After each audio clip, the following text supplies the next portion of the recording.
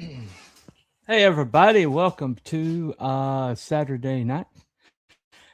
This is Cryptids and Conspiracies. This has become a bi-monthly show from week by week. We also have picked up a new regular. I haven't gotten his. I forgot to make him a placeholder, so I'm just not going to do the placeholders tonight until I get that one done. But let me bring him on first. This is my friend from John's Long Box. This is John himself. Welcome to the show. Hey, how you doing, Coop? How's everything? It's going, man. Thanks for having me. All right, let me bring. Hey, welcome to the show. Glad to have you on. Next one is the little guy from Scotland. Let me bring him on. This is Mr. Wow! Mr. Cruel Barab. Just like that, I appear. Hello, everybody. How's everyone doing? Doing good. Excellent. Good. All right, let me bring on last and certainly least, Mr. Wookie.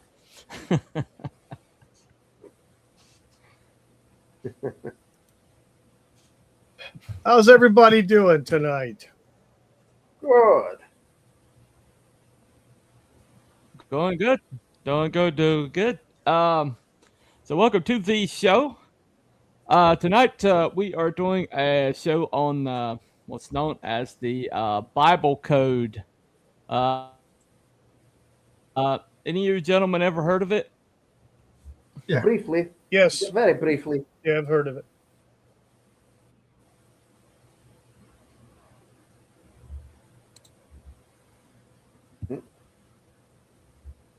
I have heard of it. Yeah, briefly. I've heard of it briefly before, yeah. Okay, cool. Yeah, when I got my first apartment out of high school. Let me try something right quick. When I got my first apartment right out of high school, I lived in Long Beach, New York. Mm-hmm. And at that time, it was a very Hasidic neighborhood. And a rabbi would come to the door and ask for donations. And I've always been curious about it. I'm not Jewish. I'm Roman Catholic. I was an altar boy and everything. But when the rabbi came to the door, the typical hat, the beard, the curls, everything, I invited him in and we would talk. And he was talking about the Bible codes. That was the first time I've heard of it. So I must have been 19 years old. So I've always been fascinated by the concept of Bible codes and everything, Yeah. And it was funny because I bought his books and then he saw my roommate. I grew up Roman Catholic. My roommate was Egyptian Catholic, so he was Coptic.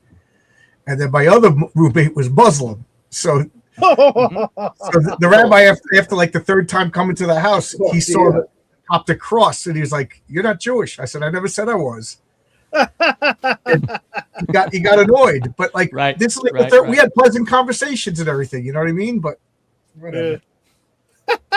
Never saw him again. Yeah. Right.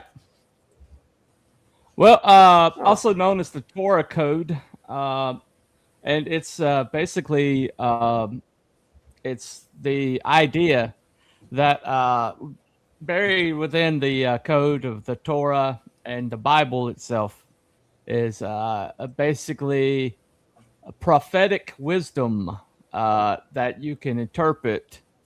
And there are some people who have basically this dates back pretty far, and and it's just basically started out with what's called a skip coding, and it just came from somebody. All right, let me play my first video. This will explain a lot of it. I'm using the Y files. That guy seems to have a pretty nice breakdown. So all right, here we go. Today's episode of the Y-Files is brought to you by Established Titles. Okay. In September 1994, Yitzhak Rabin, Prime Minister of Israel, received an ominous message. It was a warning that his life was in danger. The sender of the message said this information was secretly encoded in the Bible. Rabin ignored the warning. A year later, the prime minister was assassinated. The code hidden within the Bible not only predicted Rabin's assassination, but also predicted the date and even the name of the killer. Secretly encoded in the Bible, written thousands of years ago, are predictions of every major world event, including terrifying events yet to come.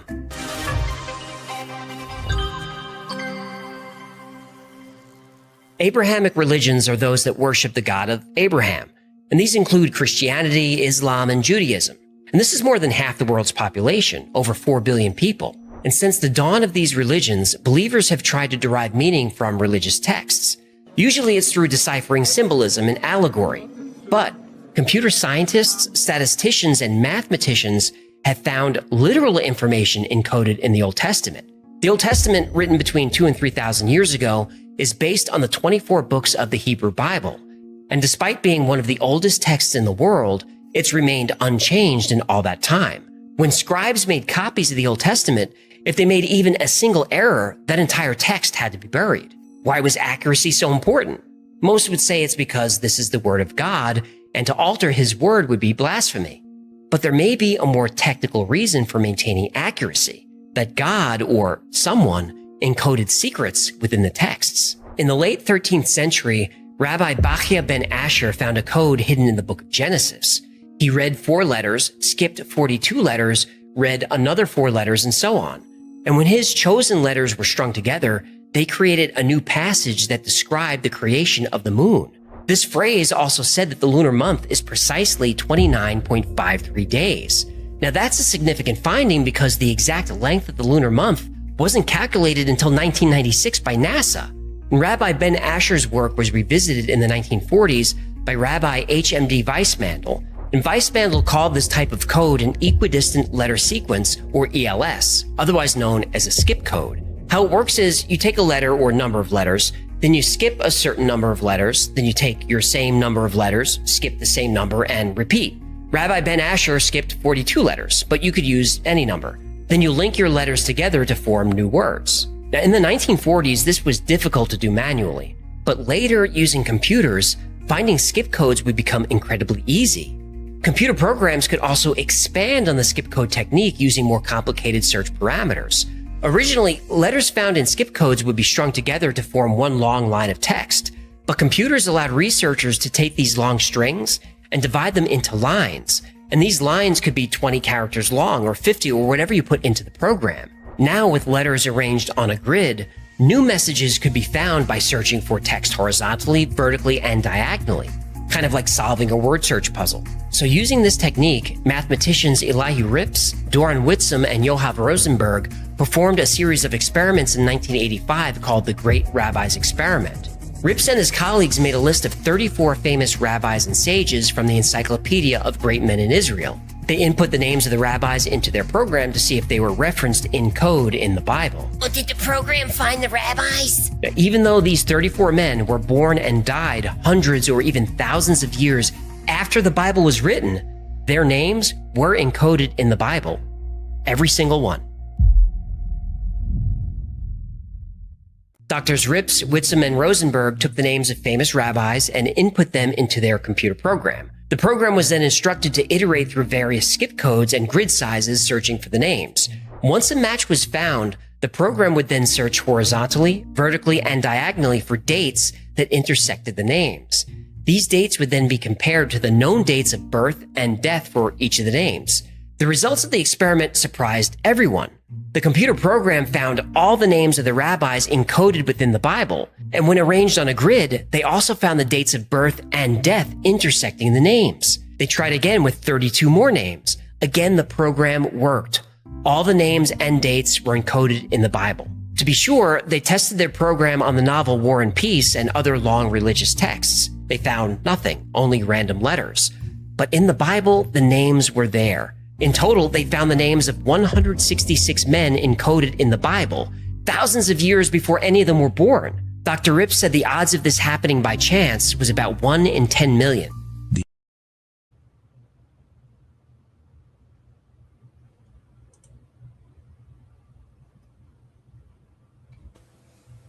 Okay. So this has been going on for a while. since the early 20th century.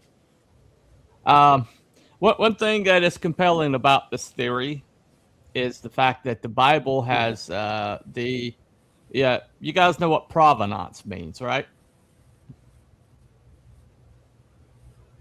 What? Just tell Anyone? us. Anyone? You know what the word provenance means? Okay. Providence? Provenance means that you know provenance. Provenance. Okay. It's a term for art, for painting, or any kind of writing or anything like that. It just means that you know where it came from and you know where it's been, all the way unbroken until today. That's why when they look for works of art, they know from the painter to the current day where this painting has been and whose hands it's passed through, unbroken, so they know for a fact that this was painted by this person. Anyway, hey, once was cool. And so the Bible actually has the best provenance of any ancient document that we have. We literally know where most of the Bible came from, like down to the very author, or at least the very region it was authored, or when it first surfaced, and so by that logic, that if there was like embedded language into any document, the Bible. Okay. What is that? No? All right. Anyway. So we literally know where the Bible's been. We know who wrote the Bible. Sorry, there was a lag. There was a bit jump. Okay, so that's on me. Is that on me?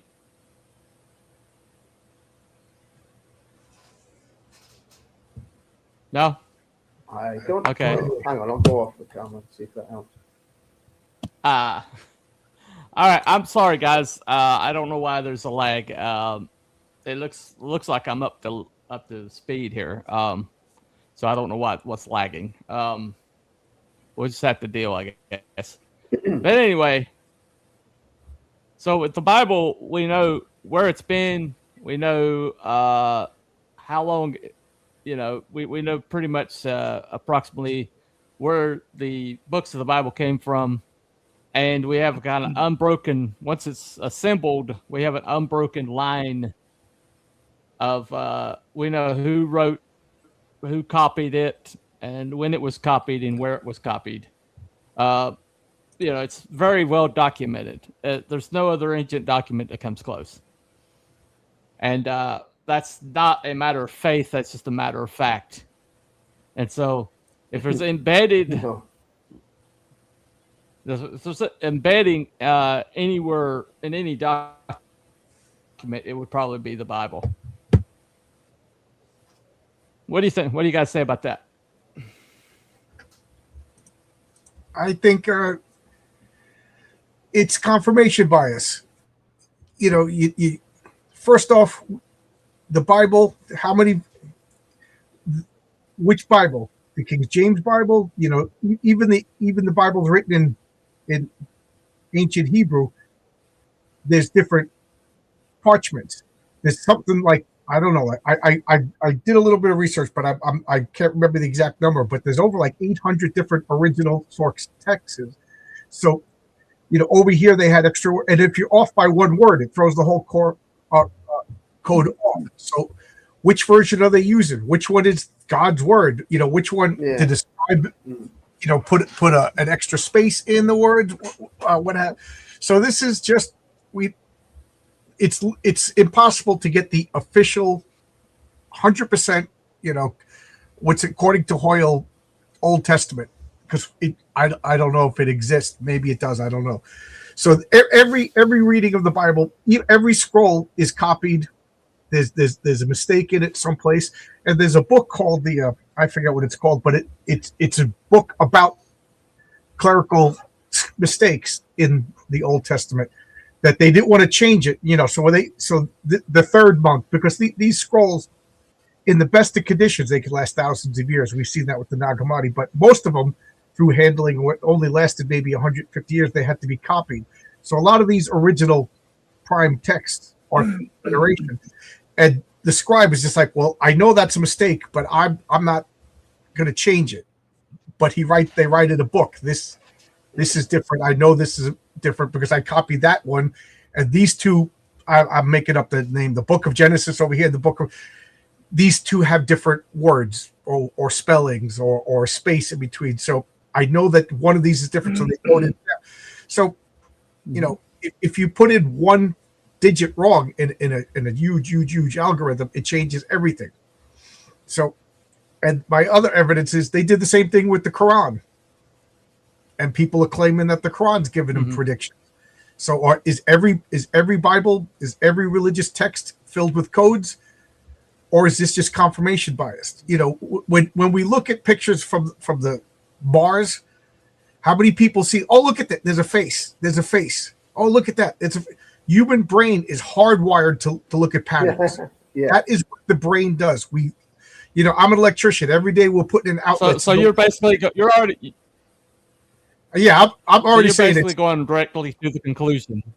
Yeah, I put. Okay, show's over. Show's over. We've already made our decision. Thank you all for coming. Good night. But Good night, ladies and gentlemen. Goodbye. We're not going to have a discussion. We're just going to go. Oh, we can have a discussion. Conclusions. Well, we can't have cake. What the hell? Everybody. It's the same thing with Shakespeare. I'm sure somebody's doing it with the Similarian right now. Worst guest ever. Bye, everyone. Bye-bye. All right. Oh, my God. Nobody else is talking. Okay, that's all we got for tonight. Okay, can we go a little further though, John? Will you tolerate us, exploring a little bit more, or we're just gonna, we're just gonna. Okay, all right, okay, all right. Well, let me play at least one more clip before Okay. Here we go. The only conclusion that can be drawn from the scientific research regarding the Torah codes is that they exist and that they are not a mere coincidence. Doctors Rips, Whitson, and Rosenberg published the results of their study in the peer-reviewed journal Statistical Science. Naturally, the study was controversial. Several experts tried to find a mistake, but nobody could. In 1997, Harold Gans, a senior cryptologic mathematician for the NSA, set out to disprove the Bible code. When Gans first heard the story, he wasn't just skeptical, he said it was nonsense. People are always coming up with all kinds of weird claims. The Loch Ness Monster, Bigfoot, flying saucers. By nature and by training, I'm a skeptical person. One day my wife asked if I had ever heard of something called Torah codes. I said yes, but she shouldn't take it seriously. She asked, how do you know? Had you looked into it? I distinctly remember saying, I have better things to do with my time than chase after nonsense. And she said, how do you know it's nonsense? Gans created his own computer program to disprove the Bible code. Not only was he able to find the names of the rabbis and their birth and death dates in the Bible, his program also found their places of birth and death. So another skeptic turned believer. In 1990, Dr. Rips had an idea. He was able to find information about rabbis who lived hundreds of years ago, but he wondered if the Bible also had information about people who were still alive. In 1990, Saddam Hussein was one of the most famous people on the planet. Dr. Rips input the dictator's name into the program to see if he was encoded in the Bible. Was he? He was. That's my sugar. And if the Bible code was correct, Saddam Hussein was going to attack Israel in 3 weeks. Did he attack? He sure did. I'm plotzing over here. Now, it's amazing. And only in the Bible do you find this. When, for instance, by skipping an equal number of letters, you spell out President Kennedy, the very next letters in the same skip sequence say to die, and Dallas is encoded in the same place. When you look for Shakespeare, the very next words in the same equal distance skip sequence say will present plays on stage, and Hamlet and Macbeth are encoded in the same place. When Dr. Rips input the name Saddam Hussein into his Bible code program, the name was found. Also intersecting Saddam Hussein's name were the phrases Russian missile and fire on third Shabbat. On January 18th, 1990, the third Shabbat of the Hebrew calendar, Iraq fired a Russian-made missile into Israel, sparking the Gulf War. This had Dr. Rips wondering if other major events were coded in the Bible. It turned out that many were. In 1992, Michael Drosnin, an American investigative journalist, was in Israel working on a story about war in the Middle East. While there, he was told about Dr. Rips' work. Michael Drosnin didn't believe in God, much less that God would be putting coded messages in the Bible, but it sounded like an interesting story. Drosnin originally set aside an hour to speak with Dr. Rips, but before the hour was over, Drosnin extended his stay in Israel. Rips showed Drosnin that it was possible that the Bible contained billions of messages. Drosnin, intrigued but skeptical, tried to debunk the theory. He couldn't. Instead, he worked with Rips to see what other messages could be decoded. And over the next few years, Drosnin and Rips found over 1,000 events encoded in the text of the Old Testament. They looked at the book of Genesis, where God tells Abraham, "Look now toward heaven and count the stars."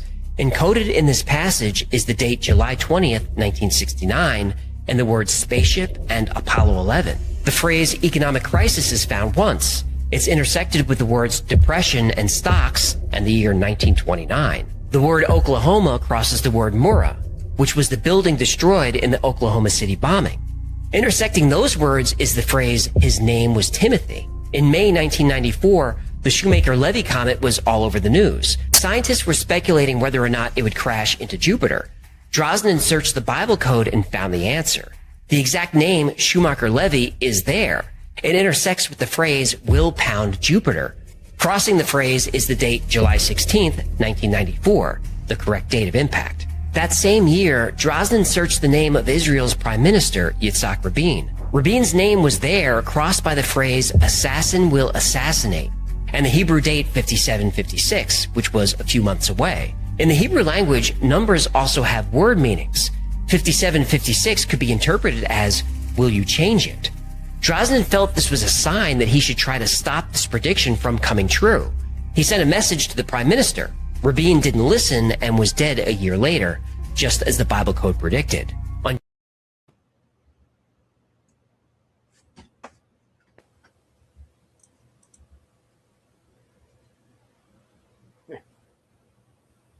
Well, there you go.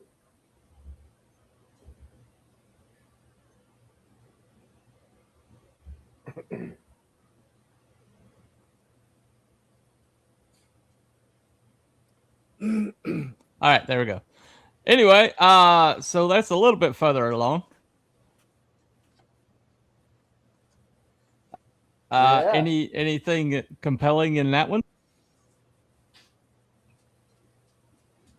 Well, No. Yes. I don't know. Hmm? I'm not necessarily convinced.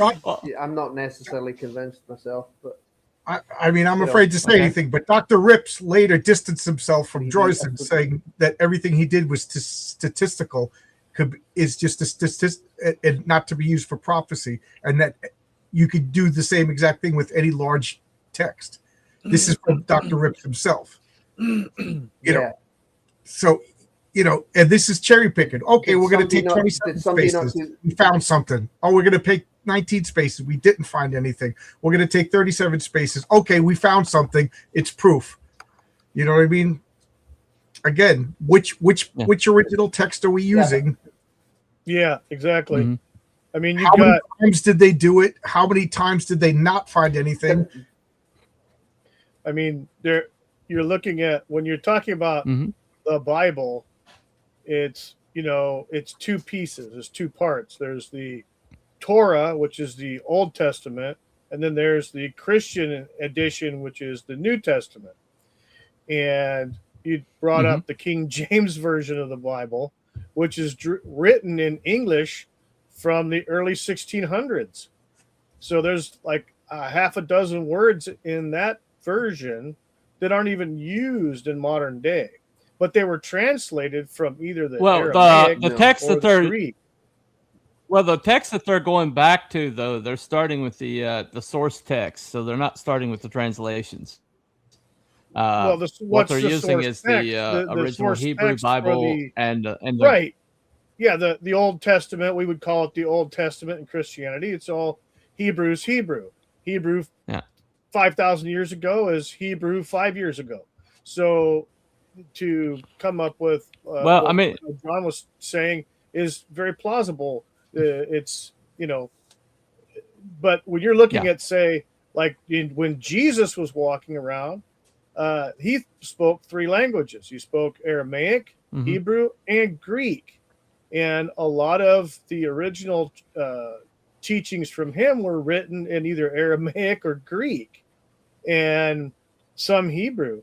But all of these translations I was looking at all come from the Old Testament.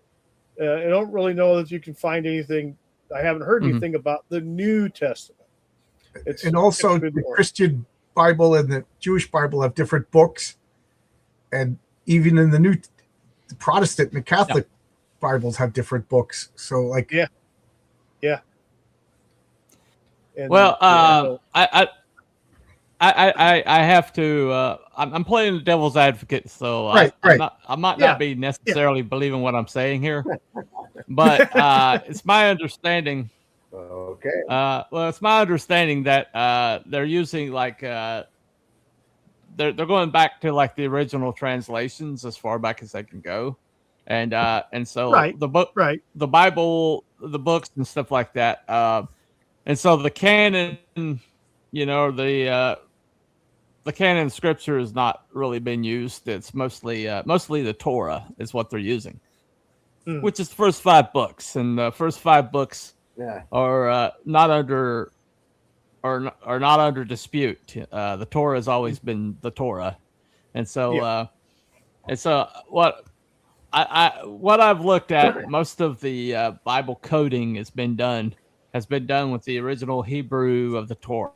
right. Yeah, I think it's And only so, Hebrew writing that they and use. so using the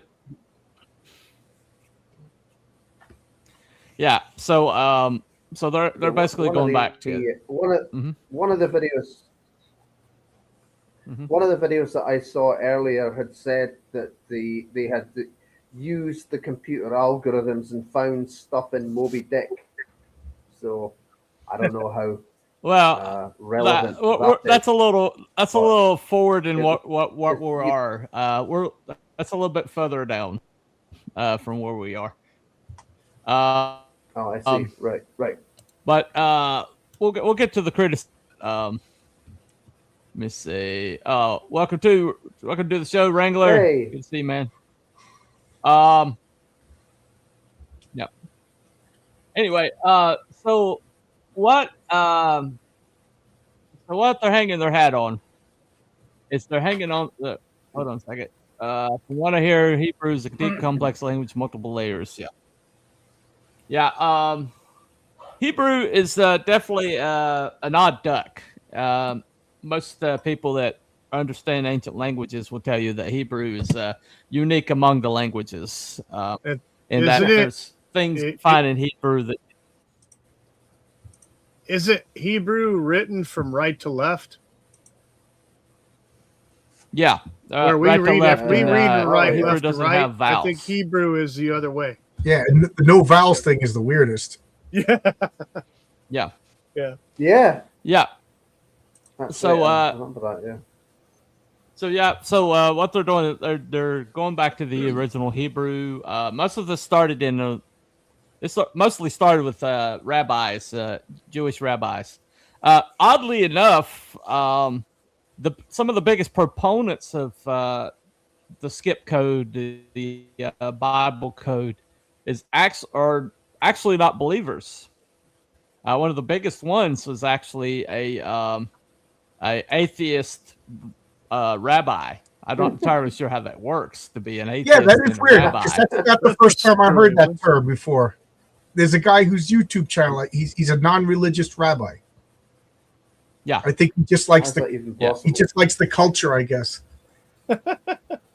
Yeah. But did Dworkins just say the same thing? That atheists, I think that they consider themselves historians. Yeah. Right. Yeah. So But yeah, one of the biggest proponents of the Bible code doesn't believe it was encoded by God. Let me play this for you. You'll see what I'm talking about. 1 second. Bring us back up. All right. So here you go. January 26, 1996, Drosnin and Dr. Rips found another ominous prediction. The word Libya intersected the phrase atomic holocaust. If predictions couldn't be changed, this did not bode well for Israel or the world, because the date that crossed Libya and atomic holocaust was January 27, 1996. Tomorrow. The Bible code contained the phrase atomic holocaust crossed with the word Libya and the date January 27, 1996. That day, Muammar Gaddafi, Libya's leader, made a public statement that Arab countries threatened by Israel have a right to nuclear weapons. Michael Drosnin feared that this was the beginning of nuclear war, but fortunately the prediction served more as a warning than as an actual war. After the prediction about the assassination of Prime Minister Yitzhak Rabin, the Israeli government took Bible code predictions seriously. They did this quietly and with skepticism, but they still listened. Drosnin speculated that Israel may have been working behind the scenes to prevent nuclear war with Libya, using the Bible code as a potential source of intelligence, something they would never publicly admit. As the months passed, more Bible code predictions came true. Benjamin Netanyahu was predicted to lose the 1996 prime minister election to Shimon Peres. The Bible code said otherwise, and indeed Netanyahu won a very close election by less than 1% of the vote. Lady Diana was killed in a terrible car crash in Paris in 1997. The Bible code has a lot of details about this. The words princess and Diana are encoded at the same skip code distance. Next to this is the word Spencer, which was her maiden name. Intersecting Spencer, the word Wales. In surrounding verses are the words Paris and France, tunnel and river. And you might remember she was killed in a tunnel near the Seine. Also encoded is the date Av 5757, which is the Hebrew date of August 1997, the month and year she was killed. The name Fayed was found, and Dodi Fayed was Diana's companion who also died in the crash. And later, researchers found the name Henri. Henri Paul was the driver of her car. In 1997, Michael Drosnin released the book The Bible Code, which became an instant bestseller. His book inspired many other books about the hidden messages encoded in the Old Testament. Codes hidden within the Bible predicted the fall of Saddam Hussein, the capture of Osama bin Laden, both Gulf Wars. Codes were found that saw the 2008 financial crisis, the swine flu outbreak, and natural disasters like earthquakes, tsunamis, and hurricanes. But these were events that happened in the past. Interpreting past events using the Bible code was easier than predicting the future. When an event has already happened, you have all the context. If the word Hiroshima is crossed with the phrases fire from the heavens and blisters and boils, it's easy to see that this refers to an atomic bomb and radiation sickness. Predicting the future isn't so easy. Without context, what would blisters and boils even mean? You'd be guessing the meaning of the phrases, not very scientific. But the Bible code predicts terrible future disasters, and Drosnin felt that if he could locate a key to decipher all the Bible's predictions, these disasters could be prevented.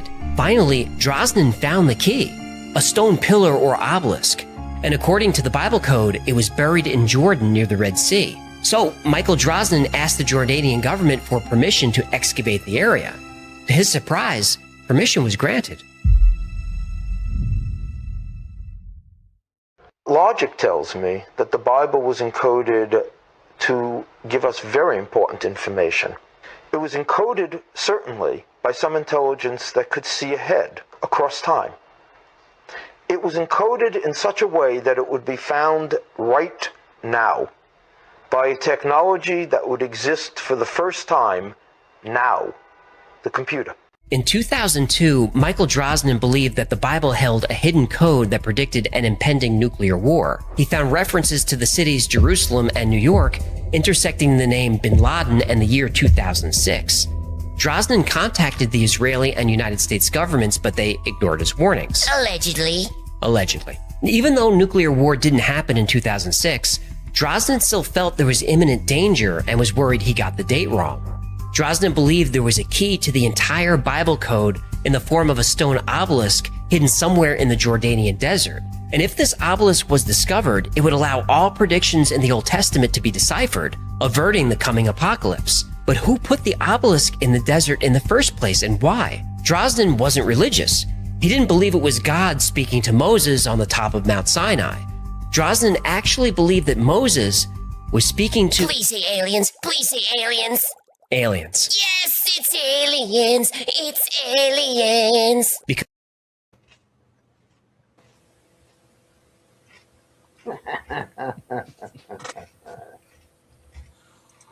Okay. So The aliens did it. so any Yep, I think the fish is onto something there. okay. So any compelling information in that clip? Yeah, a lot of minds? predictions did come true. He called for a lot of nuclear wars and everything that never happened. Yeah. Thankfully. Well, Right. we're still waiting for that. Right. Yeah. Any Thankfully. day now. Could happen. Yeah, sounds like fish. So, yeah. All right, and here we go. There we go. I forgot Anyway, what I was gonna say. sorry, Cruel. Did I interrupt you? Sorry. No, I can't remember what I was going to say. I had something I was going to say, but I've forgotten what it was. Oh, okay. It just sounds All right, a all lot. right. A lot of it sounds. Okay, No, I remember actually. I actually remember it. A lot of it sounds very stupid, elaborate. If you know what I mean. Mm-hmm. It sounds extremely elaborate, and it's. I'm trying to think now. We are going by if we go by the canon of the Bible, then the New Testament comes next, and Revelation, and so on and so forth. So this stuff that we're hearing here, it's a kind of like, well, who cares? It doesn't matter because we can do fuck all about it anyway. Mm-hmm. Are we supposed to change it even if we know? Right. I mean, yeah, Mm-hmm. you know. Well, yeah, I think there's like a we run into the same thing with Nostradamus. Remember, Cruel? Yeah. In that, That's right. Yeah. it's kind of like when they would shoot the arrows in the air towards the target. And once upon a time, when the noblemen would shoot the arrows at the targets, they would have somebody inside the targets, the hay bale that was the target, moving and adjusting the target to where to intercept the arrows, so the nobleman wouldn't look bad. Look And at me. I hit every shot. I think this is kind of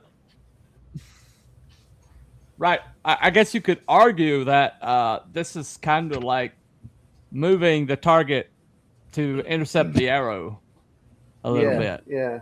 And with Nostradamus, a lot of Nostradamus's prophecies kind of were written after they came true. Mm-hmm. You see a lot of that word. Oh, this is what he meant by that. I understand that there are certain things that are told in metaphors and little parables and things like that. That are insinuations and stuff.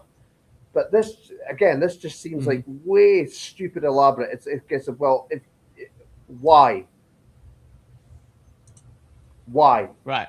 You know what I mean? If there is supposedly important information that's so crucial, why not just say, you're the all-powerful being that loves Earth.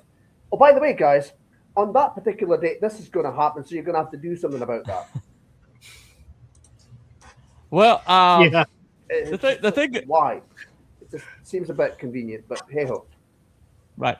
Well, the thing about it is the Bible has predicted so many things that did come true, and it seems like Well, I'm not a saying little it hasn't. problematic. No, I'm not saying it hasn't. Well, I mean, I'm just saying that it seems a little problematic using a document that has accurately predicted stuff and saying that there's this whole layer that you could only find if you ran it through a computer program, and it does seem like that does seem like why would God do something like that? Well, that's You know, the thing, God's a isn't it? God We're of speaking logic. God's a lot of I mean, we're speaking about things that are thousands of years old as well. It's like there were no such things as Right. computers. So right. Hi yo, hey Zach Tan. All right, Good to see so you. is there a Uh, website that we could get all of these predictions, like all of these geniuses who I want a list of all the predictions. You know what I mean? Like because it seems like what they do it is they're taking, I don't know. I don't know how many words there are, but these are letters. And then they're taking a space and taking 12, so they're taking a random assortment of letters that is 1,000,000 letters long, and then they're looking. Phil Moskowitz goes shopping. Oh, Phil Moskowitz goes shopping. That was a prediction. exactly. There you go. Right. Exactly. It's pattern recognition over time, and you could literally do the same thing with any book of a length. And so they took 18 words, 18 spaces. They didn't find anything. We don't talk about that. Yeah, it's cherry picking the information. When they initially did it, was the skip code was a little bit more compelling in that, but when they started stacking all the letters together into blocks and kind of like making a grid out of it, then it became more like a crossword puzzle. Right. And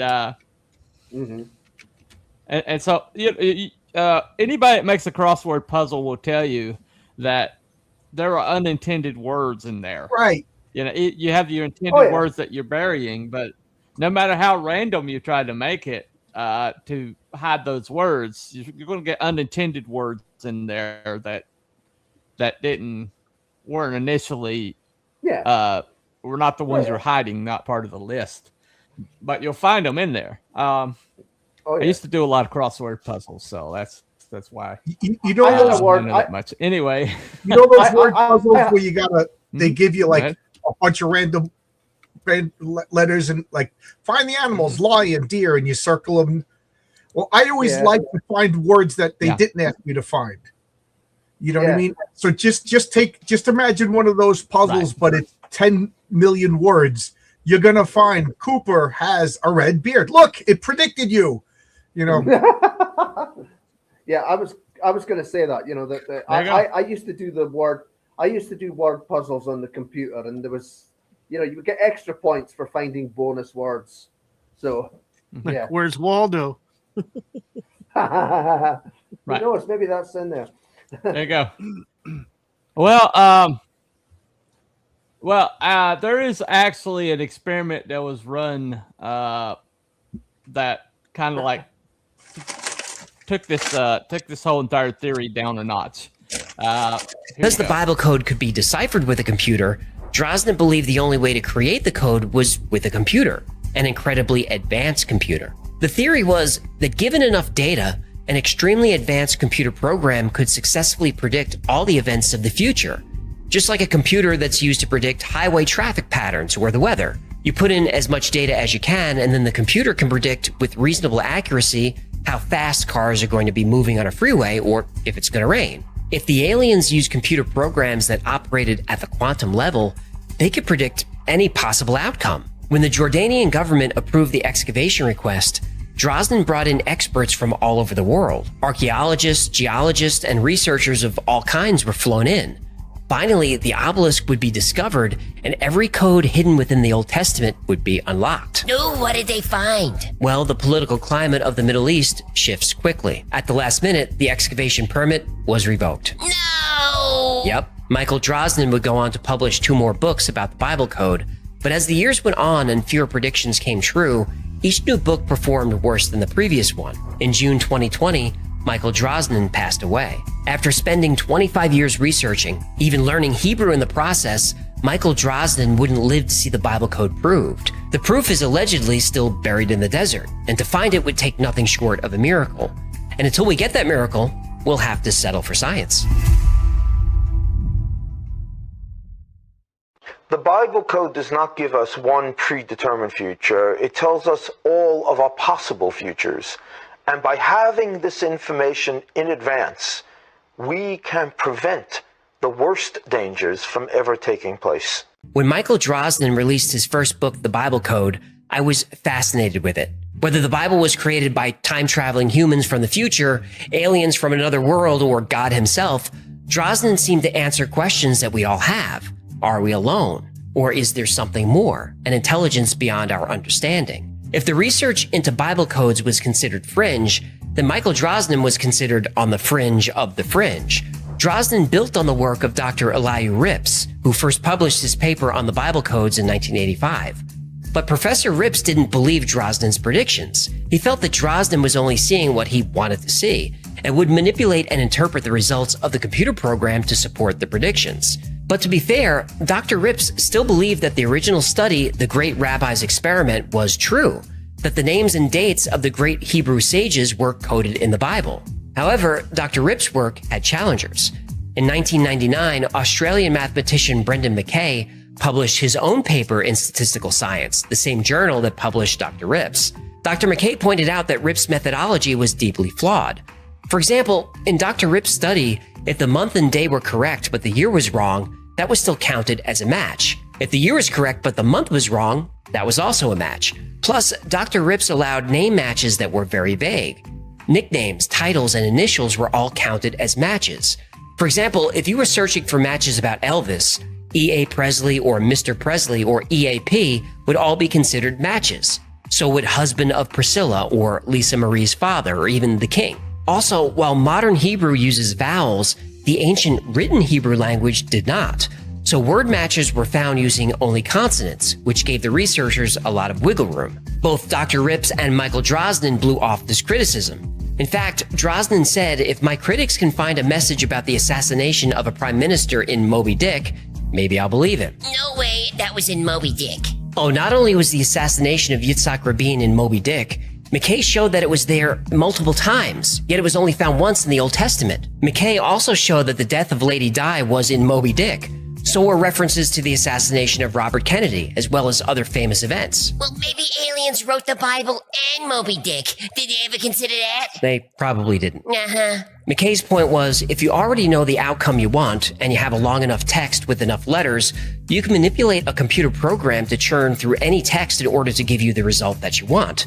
McKay even used this technique to find phrases about the September 11th attack in song lyrics by Vanilla Ice. All right, stop. What? Collaborate and listen. Ice is back with my brand new invention. I can't believe I fell for that. Oh, I believe it every time. Another problem is that although the text of the Old Testament is almost identical to the text from 2,000 or 3,000 years ago, it's not a perfect match. Comparisons of the current text to older copies, like the Dead Sea Scrolls, show a discrepancy of a few characters. A human reader wouldn't notice a difference, but a computer program designed to create a message by skipping a certain number of characters, that would break the program. So are there messages hidden within the text of the Bible? Or is this yet another case of the human mind trying to form patterns in randomness, trying to make order from chaos? I don't know. I do know that there are things in the universe beyond our understanding. And as long as mysteries exist, we have a duty to try and solve them. In other words, it is the glory of God to conceal a matter, and it is the honor of kings to search it out. So I guess we keep searching.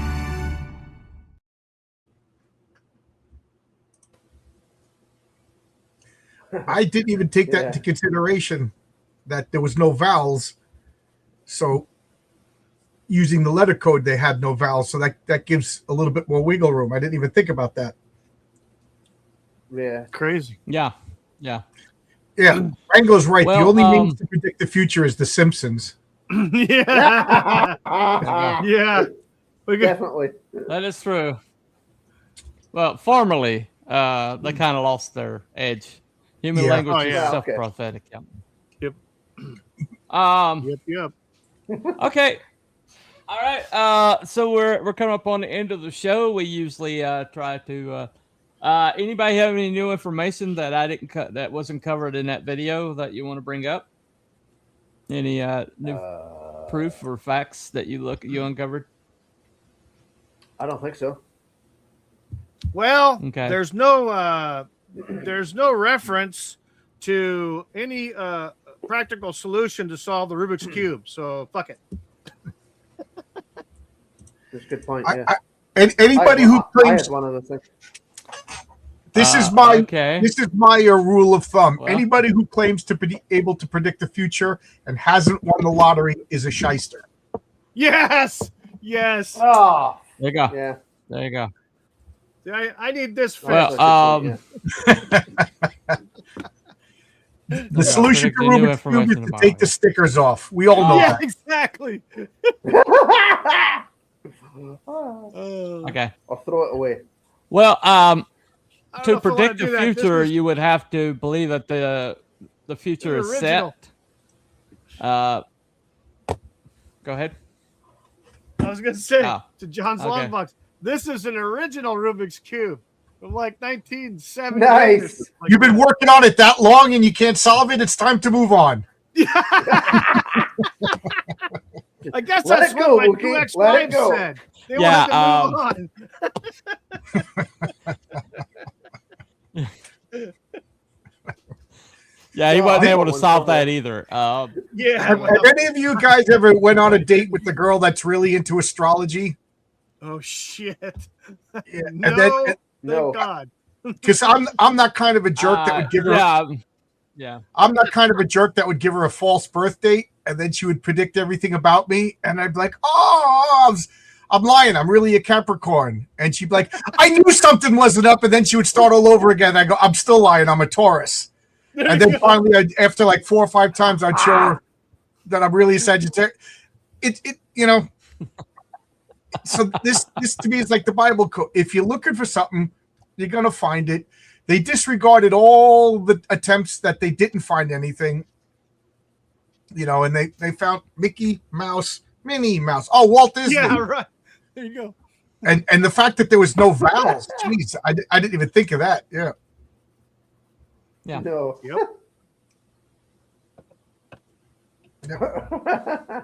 Well, I not to get political, but when you're showed a videotape of an event that's happening, and you see multiple angles of something happening, and it's clear as day that this happened, and yet you still got people that will argue with you red in the face. Oh yeah. that what you saw with your own eyes wasn't what was actually happening. Confirmation bias Right. is an incredibly powerful thing. Yeah. And we have people arguing 2 + 2 doesn't equal 4 anymore. No, that's Yeah. I'd like to see their work. New math. Their New work math. on that. Yeah. No, maths is racist. Yeah. Yeah. Right. I Right. flunked math, Well, but it's racist to flunk. there you go. There you go. Yeah. Yeah. I mean, I had this discussion the other day when I was talking about physics. I was talking about actual line of sight. Somebody when somebody locks eyes with you and does something looking right at you, that's an act of aggression. And yet I couldn't break through the confirmation bias. So it is a very powerful thing, and in this case, I personally think that there's a awful lot of looking like most of their predictions are things that they already happened. That they're like, well, look, they predicted it. After the fact, I'm looking back and I'm seeing this prediction and this stuff, and it's he was able to find those same predictions in Moby Dick, using the same program and using the same methodology. So I mean, I do.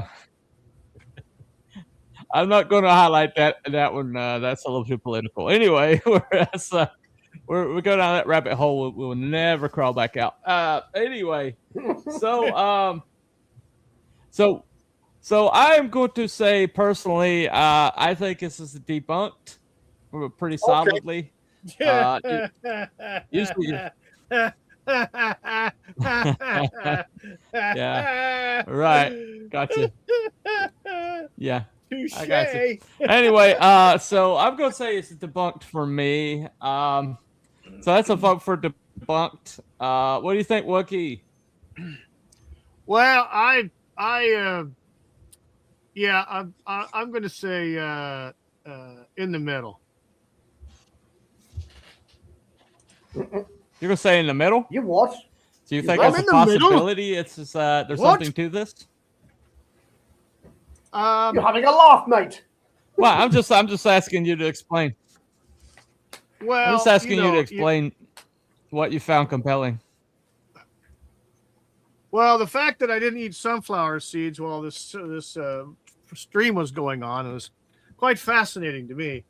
But no, I'm in the middle because Okay. you know you're looking at the different translations from Greek from Hebrew, Greek, Aramaic, etc., etc., etc.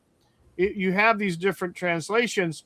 If one word is misspelled or one word is switched for another one based on meaning, so you know it could be plausible. But then again, you have the difference between the King James version of the Bible and the new version of the Bible, you know, that's going around now in quote unquote plain English. But they're not using the using the original of the Hebrew. Bible. They're using the original text. So that's an irrelevant. That's an irrelevant. Right. They're using what do they call it? That's completely irrelevant to the conversation. Right. They're using the original Torah in Hebrew. Okay. Yeah. And I will say, Zach says maybe the Bible codes are real in the Patriarch. I will say this: in issue 1 of the Patriarch, I'm not telling you which cipher to use, but if you use the correct cipher, you get Sydney Sweeney's home address. Nice. Oh, nice. Well, there you go. That's information worth knowing for a stalker. Well, anyway, in the middle because I just don't know a whole lot about how the Hebrew language is set up, especially the old version. You know, so kind of a mystery. I don't want to say I debunk it because I don't know. So I'm in the middle.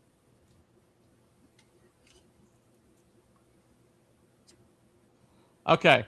All right. So you're leaving it open a possibility that there's something there. Okay. All right. Okay. So Mr. Lonebox, Mr. John Lonebox, what do you think? I don't believe. Are you debunked, confirmed, or in the middle? Yeah, I think it's it's false. It's debunked.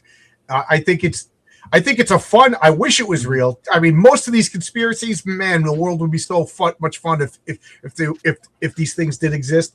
But my default position on everything is it ain't real. Like, claims require proof, and great claims require great proof. And I think the fact that every holy book, I'm sure you could take the Rig Veda and get predictions and stuff. So either every time this works is proof of the divine, then every book is true. Then Allah is real, Muhammad is real. Then Vishnu is real. Oh, everything is real, or it's just human pattern recognition. Like a quick little short story. I dated a girl whose father died when she was young, and she says, "Oh, like I'll look at a bird and then like I'll see something that reminds me of my father, and this is him talking to me." I said, "Yeah, but that's one instance in a day with a million instances that you just decided to assign meaning to it, And she got mad at me. I said, "That's just human, healthy reaction, Well, you trust her communication with her father, John. I know. Well, I told you I'm not communication with her father. There's a reason I didn't get married till I was 38.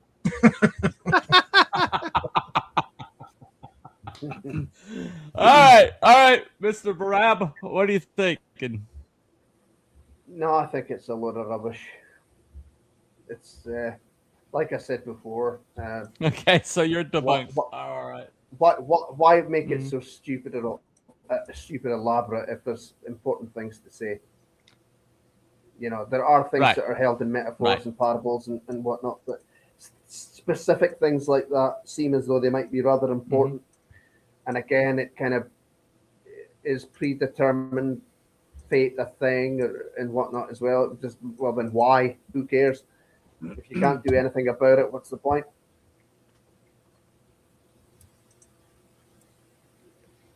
Well, So I What- will say that no. as a believer, yeah, I would say as a believer, there is a clear principle where if God is speaking to you, He will make it clear and make it plain, and you'll Yeah. know it's from Him. Yeah, exactly. And so, yeah. So I'll tell you a quick story. This actually, at once upon a time, I was dealing with the situation. I was in ministry school at the time, and didn't know if I was going to continue, and so I was kind of looking for. I kind of like did the thing they tell you not to do. I prayed for a sign, okay, a sign from God, right? And so I set they call it setting the fleece. I set the sign I was looking for out, and it didn't come to pass. And so I was like, oh, okay, I guess that was my sign. And then I go to the sermon that day. It was ministry school, so you had a sermon about every day. And so I went in there, and the guy who was preaching, he said that at the end of the sermon, he said that somebody out there right now, at the sound of my voice, is looking for a sign from God. This was your sign, Okay. which was the sermon. And it's pretty clear. It was pretty clear from the sermon that what my answer was. But so I mean, as a believer, I do think that God does. If God's going to talk to you, God does it in a way that you're going to understand, and it's going to be pretty clear to you. So that's just an example there. Anyway, how I would know is unless he's never taught this, but it wasn't taught brain surgery either. So okay. Well, so yeah, so we've got one in the middle, 3 debunks. Let me check right quick my poll. Yeah, let me close my poll out too here. See what I've In the got poll. over here. The poll. Oh yeah. And all right, so my poll, I have 4 votes, 1 debunked, 2 confirmed, and 1 in the middle. Okay, so we got another in the middle, 1 extra debunked to go with our 3. So that's 2 in the middle, 4 debunked. Actually, my poll has only 1 vote, and that's in the middle. Okay, so that's 3 in the middles, 4 debunks, and 2 confirmed. Okay. Yeah. All right, in the middle came in second. Yay! All right. Okay. So I guess I'm gonna call it. All right. Let me Play the play thing. Play the thing. Don't hit the wrong so button. this is the debunked. So. Oh.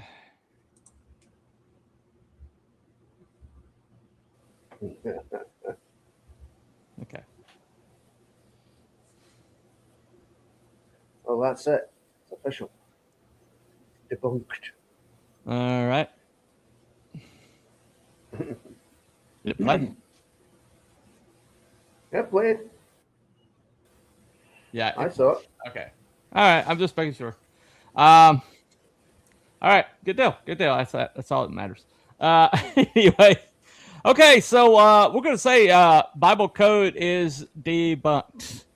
All right. So that's 2 in a row.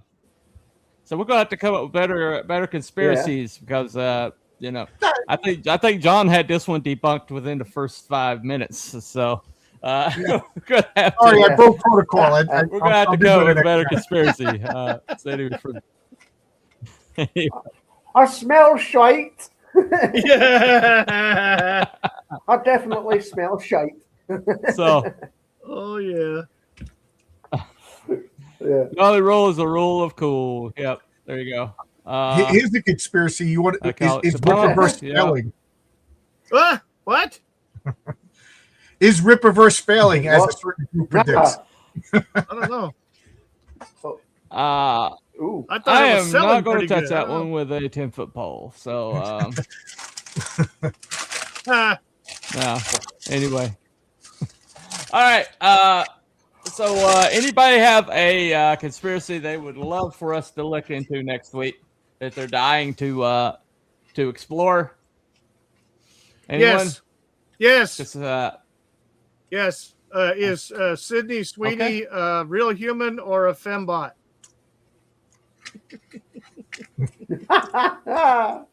Buy the Patriarch number 1 and decipher it and find out for yourself.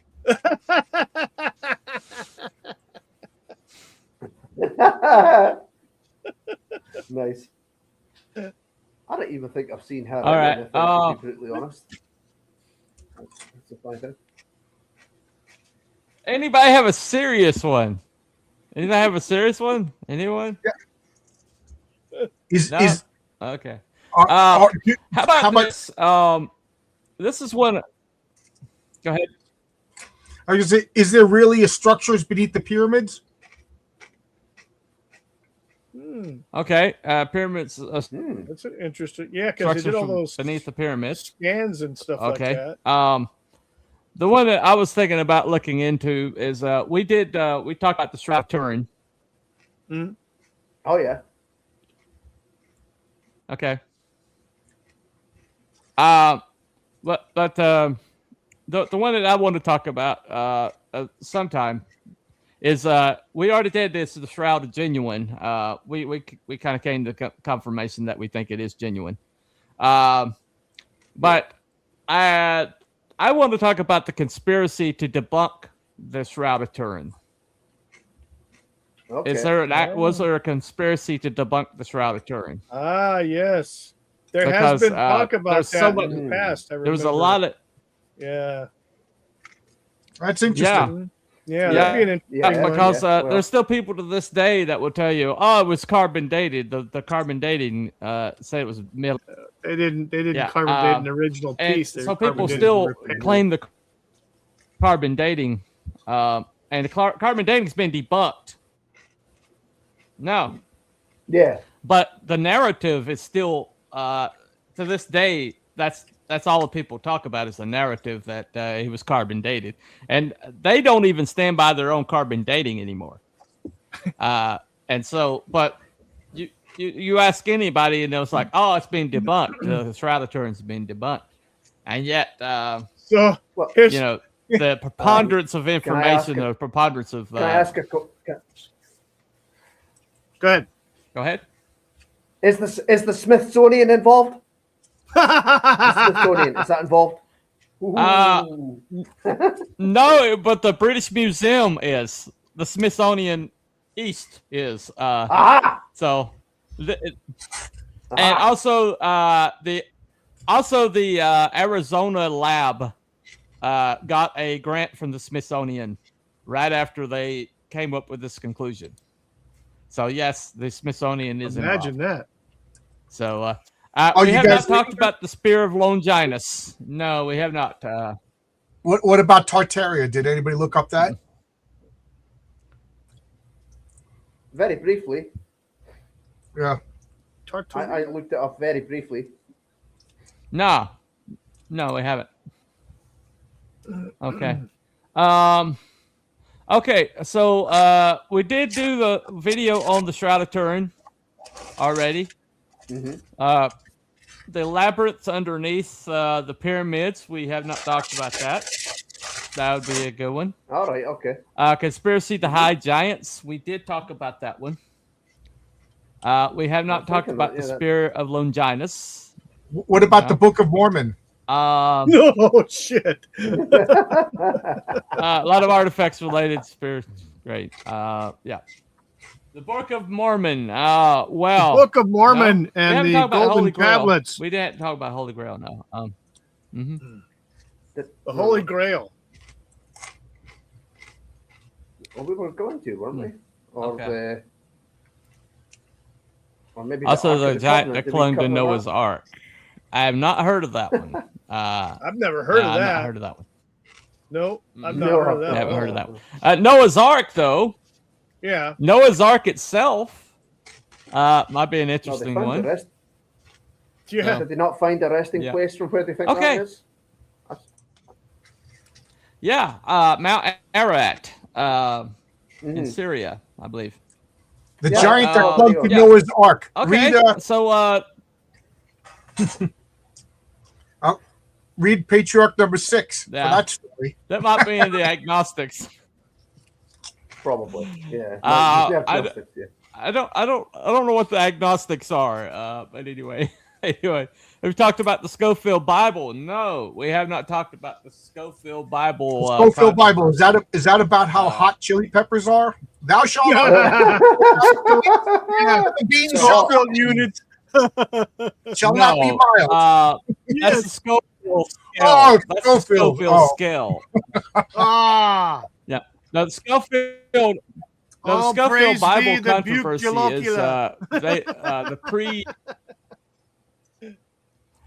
the pre-tribulation, basically the pre-tribulation concept of Christians being caught up in the whole rapture idea, basically was cemented by the Schofield Bible, and that's why most of like really hyper conservative churches believe in pre-tribulation and millennium. But so Schofield Bible is kind of like a tool to cement in that doctrine of Like the Left Behind? rapture. The movie Left Behind. Yeah, Yeah. pre-tribulation. The whole I've heard of that. rapture pre-tribulation that came from the Yep. Schofield Bible, and there's a lot of people who believe that there's a lot of shady connections involving that. Because the whole entire pre-tribulation idea, which is that Christians are going to get called out before the tribulation, came from a woman having a vision in a service, like in 1920 something, I think it was. Might have been earlier than that, but it's just from this woman having this basically this vision, and it's become church doctrine basically. And the reason why is because of the Schofield Bible. So that is that's an interesting one if you guys want to look. Did we into talk that. about lords? Does lords Turkish actually government hurt claims people? to have.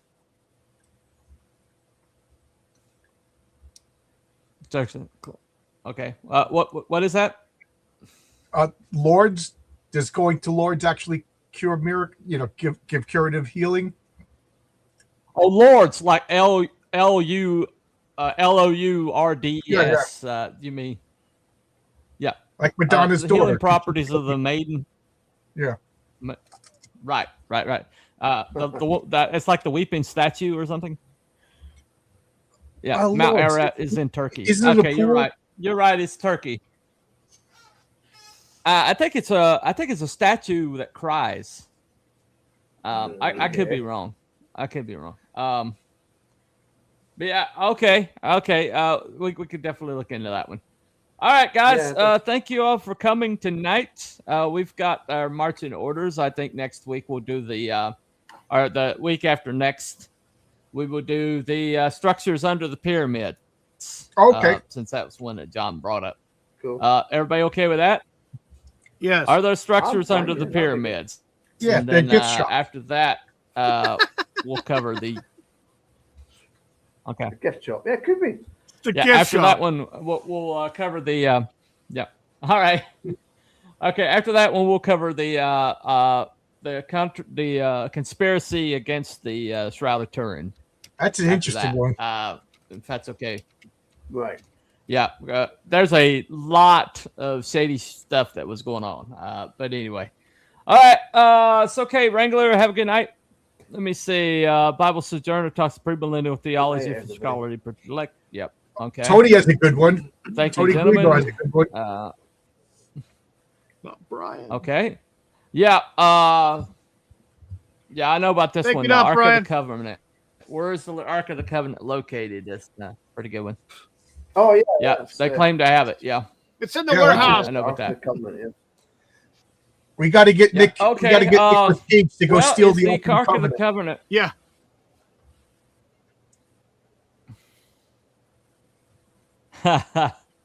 Oh, you mean Indiana Jones?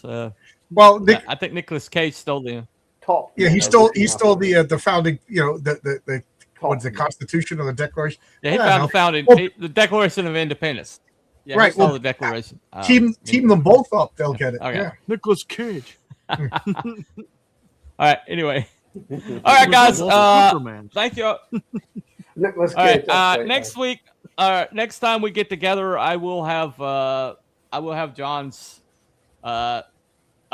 his introduction. So Thank you. I have something in mind. I just haven't done it yet. But Excellent. anyway, so thank you guys for coming. Good luck, Abby, wherever you are. I hope you're doing all No right, problem. and we'll catch you next time, man. Thank you, everybody in the chat for stopping See in. y'all later. We will be doing. All right. Okay. All right. That's been Cryptids and Conspiracies. Y'all have a good night.